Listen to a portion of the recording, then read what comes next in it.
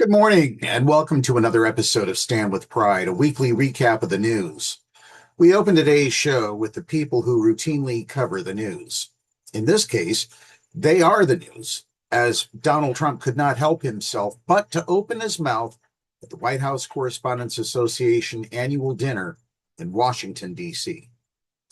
President Donald Trump used the rescheduled White House Correspondents Association dinner on the night of Friday, July 24th, to target two prominent gay journalists, mock transgender actress Dylan Mulvaney, and deliver a sprawling rally-style address before hundreds of members of the press.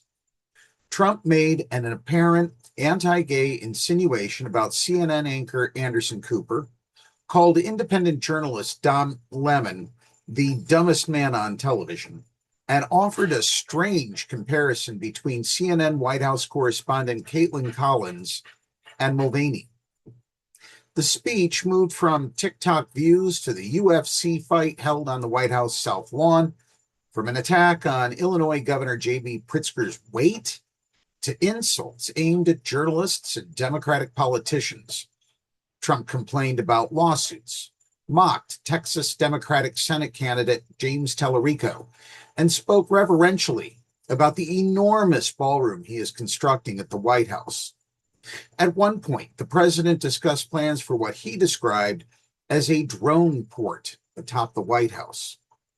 The result was not so much a correspondence dinner routine as a Trump rally transported into a hotel ballroom, complete with the president's familiar mixture of celebrity gossip, political grievances, personal attacks, and praise for his own construction projects.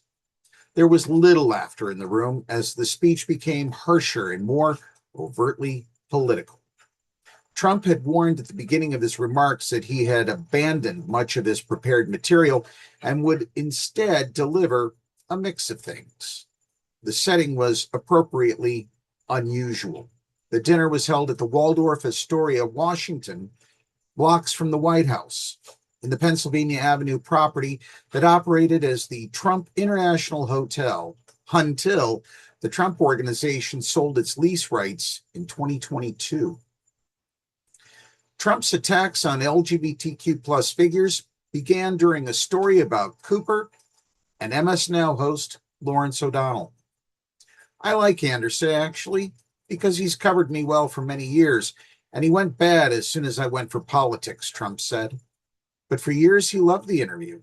I did so many interviews with him, and he was great. But he's got a little different persuasion than me in many ways, actually. Trump did not explain what he meant by different persuasion, but the remark appeared to allude to Cooper's sexual orientation. Cooper publicly came out as gay in 2012. He has spoken about raising his two sons and has long been among the most visible gay journalists on American television. Trump then turned to Don Lemon, another prominent gay journalist and former CNN anchor. We had a contest for who had the lowest ratings and the lowest IQ on television, Trump said, and that was actually Don Lemon, I think. Trump repeated an insult he has used against Lemon for years. When I said that he's the dumbest man on television, I said, when you say some things, you never make a comeback, Trump said. It's not like, oh, gee, hey, Don, let's have dinner some night. Lemon left CNN in 2023 and now works as an independent journalist. He is on the cover of the July-August print issue of The Advocate. Trump's attention then shifted to Kaitlan Collins, who received an award during the dinner. You should be a happy person, Trump told her. So smile, Kaitlan, just smile. The president followed the gendered admonition with one of the speech's more bewildering comparisons. I thought Kaitlan had really made it big with a major news sponsorship, but then I informed her that it wasn't her on the Bud Light can. It was Dylan Mulvaney, Trump said. Collins and Mulvaney do not closely resemble one another. Trump did not explain the comparison before launching into a distorted account of Mulvaney's 2023 promotional partnership with Bud Light. Dylan Mulvaney cost Bud Light $35 billion in market cap, Trump said. I wouldn't want to hire Dylan anytime soon, he continued. Think of it, they hired Dylan Mulvaney and their market cap has gone down by $35 billion. Trump also called the partnership the worst commercial ever made. There was no conventional Bud Light commercial starring Mulvaney. The company sent her a personalized commemorative can bearing her image, which appeared in a sponsored social media post marking the first anniversary of her publicly sharing her transition. The can was not offered for sale. The promotion, nevertheless, became the center of a sustained conservative backlash. Republican politicians and right-wing personalities called for a boycott, and musician Kid Rock, the goofus that he is, posted a video of himself firing a rifle at cases of Bud Light. The beer sales fell sharply, and it temporarily lost its position as the country's top-selling beer. Mulvaney later criticized Bud Light for failing to defend her as she faced threats, harassment, and months of anti-transgender abuse. CNN responded to the moment by saying the network stands behind Collins to the fullest extent, describing her as an exceptional, trusted journalist who was honored for her depth of knowledge and the context she provides to audiences all over the world in a statement to The Advocate. A CNN spokesperson continued, she reports every day from the White House and the field with real strength and tenacity, and skillfully brings that reporting to the anchor chair and CNN platforms every day.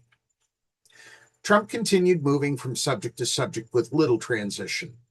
He boasted about the number of views his appearances had drawn on TikTok and revisited the UFC event staged on the White House South Lawn. He mocked Pritzker's weight and went after Democratic politicians, including James Tallarico. Trump also attacked Bette Midler and Jane Fonda, said Bruce Springsteen looks like hell, and complained that the singer used his concerts to discuss politics. The tour has been renamed Bored in the USA, Trump said. He mocked former New Jersey Governor Chris Christie, revisited television ratings, and repeatedly returned to people he believed had treated him unfairly. Trump also complained about the lawsuits he has faced and praised the White House Ballroom Project, as he has promoted as a monument to the grandeur and security that he provides. The president has used the gunfire at the original April dinner to argue that the White House should have its own permanent venue for large events. He described thick glass and other security features before discussing a proposed rooftop area for drones, which he called a drone port. Friday's event was a smaller and more heavily secured repeat of the traditional spring dinner at the Washington Hilton. The April 25th gathering ended in chaos after an armed man breached a security checkpoint and opened fire. Secret Service agents evacuated Trump, First Lady Melania Trump, and senior administration officials. Secret Service officer Victor Gonzalez was struck in his protective vest while confronting the attacker. The rescheduled dinner honored Gonzalez and members of the Washington Hilton staff. It was attended by about 700 guests compared with the roughly 2,600 people who typically attend the larger event, the Associated Press reports. The gathering was intended to celebrate journalism, award scholarships, and affirm the importance of a free press after an act of political violence. It also took place amid deep concern about Trump's treatment of news organizations, including lawsuits, restriction on access, and Justice Department attempts to obtain journalists' records. Trump, who boycotted the dinner throughout his first term, recalled attending the 2011 event at which President Barack Obama mocked him while he sat in the audience. Trump denied the enduring theory that Obama jokes inspired him to run for president. In fact, I loved the evening, he said. I looked at my wife. I said, can you believe all these people? They're all doing that. That's all they're doing is talking about me. I love this dinner. Coming up next, we have an editorial from John Casey from The Advocate, who shares his thoughts about Senator Rand Paul's sham of a hearing investigating Dr. Anthony Fauci and his response to the COVID-19 pandemic during the Trump and Biden administrations. That's coming up next. You're listening to PEP Radio.